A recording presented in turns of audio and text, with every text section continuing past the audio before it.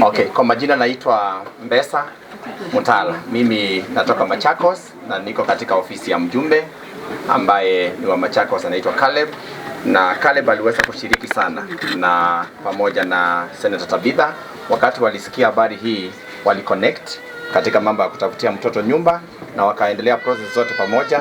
Na Caleb akiwa kazini nje amesema tusalimie mkutano. Mmesalimika? Tumesalimika. Na Caleb ameweza kuongea asubuhi pia na Senator na tukapangisha tuweze kununua chakula, na ile chakula imechukuliwa, naona ita run even for all here. Wow, makofi.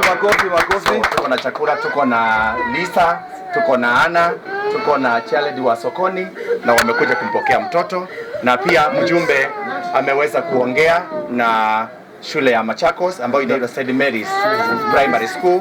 Pole baba. Kwa hivyo mtoto huyu ataweza kufanyiwa admission, na tunapoongea food imekuja, chakula. Mnajua Caleb ni mtu ya watu, amechukua food ya kutosha. Hiyo ni food ya mjumbe, tumpigeni makofi ikiingia. Haya, na mjumbe ameongea na St. Mary's Boys Primary School, watoto watafanyiwa admission kutoka kesho, na pia uniform ya watoto wote Caleb ameshalipa.